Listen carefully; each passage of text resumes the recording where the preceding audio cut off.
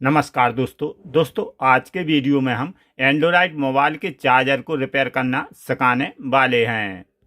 यहाँ पर आप देख सकते हैं हमारे पास एमआई का चार्जर है। इसका दोस्तों इनपुट रहेगा 200 वोल्ट से लेकर 240 मैक्सिमम। इसका आउटपुट रहेगा 5 वोल्ट 4 एम्पियर, यानी कि 4 एम्पियर में ये चार्जर है और 65 वाट में है। तो चलिए सबसे पहले हम इस चार्जर को चेक करेंगे। कभी भी आप चेक करें तो सीरीज में ही चेक करें। यहाँ पर हम कनेक्ट कर देंगे। चलिए ये रहा हमारा मोबाइल। तो आप देख सकते हैं ये पूरी तरह से डेड है। चलिए इसकी जगह पर हम दूसरा चार्जर लगाते हैं ताकि हमारी सप्लाई आ रही या नहीं। तो यहाँ पर हम ये कनेक्ट कर देंगे। तो आप देख सकते हैं 71%, यानी कि जो भी खराबी है इस चार्जर में है। तो आज के वीडियो में हम इसी चार्जर को रिपेयर करना आपको सिखाएंगे। दोस्तों अगर आपका भी इस तरह डेड चार्जर है तो उसे आप कैसे रिपेयर कर सकते हैं, चलिए जानते हैं आज के वीडियो में। वीडियो पूरा देखें, ध्यान से देखें। चलिए स्टार्ट करते हैं। स्टार्ट करने से पहले आपसे एक रिक्वेस्ट है, अगर वीडियो पसंद आ जाए तो लाइक ज़रूर करें। लाइक करने से हमें मोटिवेशन मिलता है। तो चलिए शुरू करते हैं। दोस्तों जो इस तरह के चार्जर रहते हैं इसे खोलना बिल्कुल इजी है। जो हमारी कंपनी के रहते हैं, जैसे कि आप यहाँ पर देख सकते हैं, इसमें कोई स्क्रू नहीं दिया हुआ है। अगर इसे खोलना आपको नहीं आता है तो हमारे इस YouTube चैनल पर बहुत सारे वीडियो पड़े हैं, आप जाकर देख सकते हैं। तो चलिए इसको ओपन करते हैं। मैंने इसको पहले खोल दिया था। आप यहाँ पर देख सकते हैं इसमें गोंद लगा हुआ है, यानी कि वजन बढ़ाने के लिए। तो चलिए इस बोर्ड को हम बाहर निकालते हैं। तो यहाँ पर ये हम निकाल लेंगे। दोस्तों चार्जर में छोटी सी प्रॉब्लम आने पर आप उसे फेंक देते हैं, बट आज से नहीं फेंकोगे। उस चार्जर को आप घर पर ही ठीक कर सकते हैं। तो वीडियो पूरा वॉच करें। तो चार्जर खोलने के बाद आपको ध्यान से देखना है कि कहीं हमारा शॉर्ट सर्किट होने पर कोई कंपोनेंट जला हुआ तो नहीं है। तो देखने से हमें यह मालूम पड़ता है कि हमारा कोई भी कंपोनेंट जला हुआ नहीं है। इस चार्जर में दो प्रकार के कंपोनेंट डला हुआ रहता है। जैसे कि इस साइड आप देख सकते हैं तो SMD कंपोनेंट मिल जाएंगे, इस साइड आपको नॉर्मल कंपोनेंट मिल जाएंगे। अगर आपके जो छोटे छोटे कंपोनेंट खराब हो जाते हैं तो इस चार्जर को रिपेयर करना मुश्किल हो जाता है, क्योंकि इस छोटे छोटे कंपोनेंट की ना डाटा शीट मिलती है ना आपको मार्केट में मिलेंगे।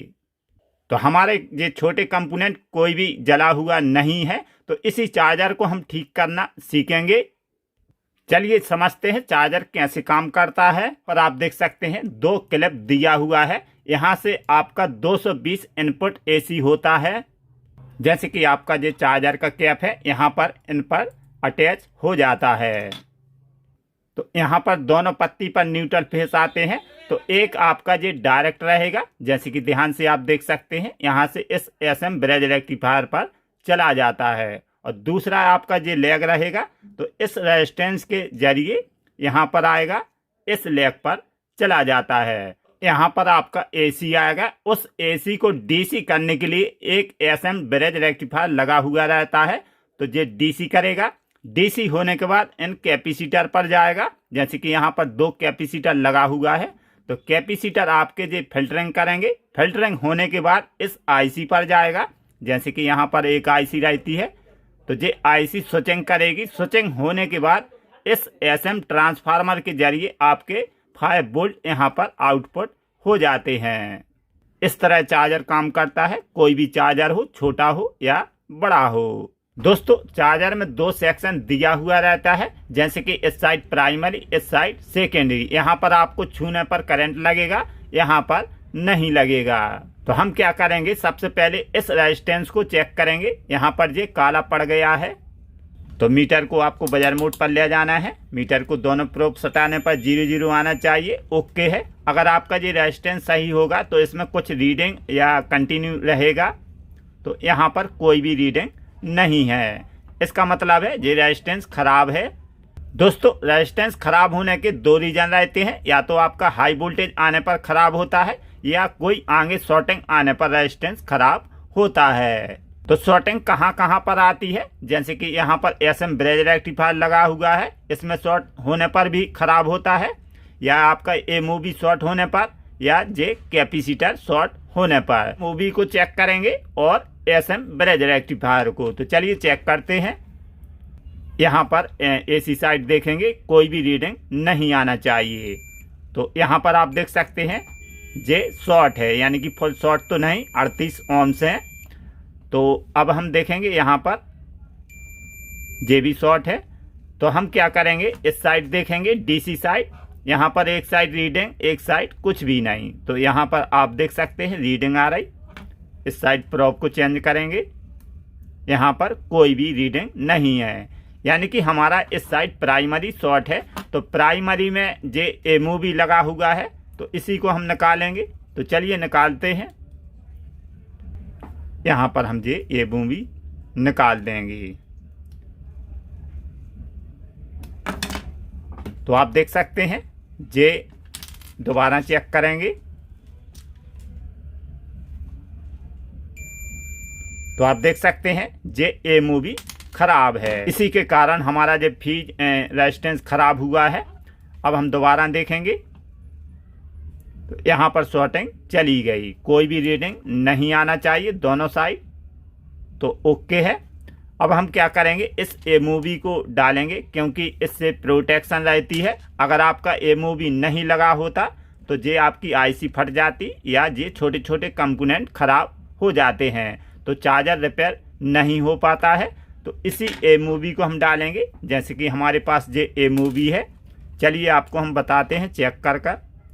तो इसमें कोई भी रीडिंग और कोई भी शॉर्टिंग नहीं आना चाहिए, जे ओके है।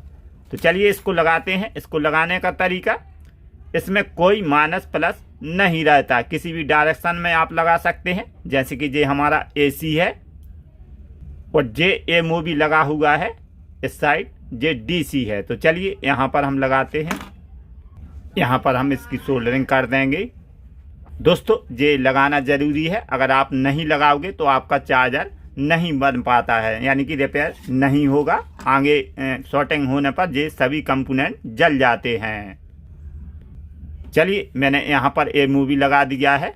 इसको लगाना ज़रूरी है, इससे प्रोटेक्शन रहती है। अगर ये शॉर्ट होगा तो आपका रेजिस्टेंस खराब होगा, आगे आपके ये कंपोनेंट सुरक्षित रहेंगे। तो चलिए इसमें रेजिस्टेंस निकालते हैं, इसको भी हम डालेंगे। आप देख सकते हैं ये रेजिस्टेंस खराब है। जैसे कि यहाँ पर ये 65 वाट का है, तो इसमें आप हाफ वाट में 10 ohms से लेकर 22 ohms तक रेजिस्टेंस लगा सकते हैं। तो हम क्या करेंगे, इसमें 10 ohms हाफ वाट में लगाएंगे। ये रहा दोस्तों हाफ वाट में 10 ohms। तो चलिए आपको हम चेक कर कर बताते हैं। तो यहाँ पर हम एक यहाँ पर लगाएंगे। तो मीटर पर ध्यान दीजिए, यानी कि 10 ohms का रेजिस्टेंस है। तो ये फ्यूज वाली रेजिस्टेंस रहते हैं, यानी कि हाई वोल्टेज आने पर ये ख़राब हो जाते हैं। तो आगे आपकी सेफ्टी रहेगी। इसका लगाने का तरीका माइनस प्लस इसमें नहीं रहता है, किसी भी डायरेक्शन में आप इसको लगा सकते हैं। तो चलिए यहाँ पर हम इसकी सोल्डरिंग करते हैं। तो यहाँ पर अच्छी तरह सोल्डरिंग कर देना है। तो दोस्तों इसमें 2 कंपोनेंट खराब थे, जैसे कि यहाँ पर आप देख सकते हैं, एक रेजिस्टेंस एक एमओबी। चलिए दोस्तों इस चार्जर को हम खुले में ही चेक करेंगे। ये हमारी सीरीज है, आप देख सकते हैं। तो इसी को हम न्यूट्रल फेस यहाँ पर लगा देंगे। तो चलिए लगाते हैं। यहाँ पर आप देख सकते हैं मैंने न्यूट्रल फेस लगा दिए हैं। अब इसमें हम डाटा केबल लगाएंगे। तो इस तरह यहाँ पर हम ये लगा देंगे, खुले में ही चेक करेंगे। सबसे पहले हम इसके वोल्टेज देखते हैं मीटर से। तो मीटर को आपको 20 वोल्ट डीसी पर ले जाना है। अगर हमारे यहाँ पर आउटपुट वोल्टेज 5 वोल्ट आने लगे तो चार्जर ओके है, अगर नहीं आते हैं तो ख़राब है। तो एक ग्राउंड लगाएंगे, एक प्लस। तो मीटर पर ध्यान दीजिए, यानी कि 5 वोल्ट 22 पॉइंट ओके है। चलिए इसमें हम मोबाइल चार्ज कर कर देखते हैं। जैसे कि ये हमारे पास मोबाइल है, तो इसमें कनेक्ट कर देंगे। तो आप देख सकते हैं 69%, यानी कि ये चार्जर ओके हो गया। तो इसे रिपेयर करना बिल्कुल आसान है, आप इसको घर पर ही रिपेयर कर सकते हैं।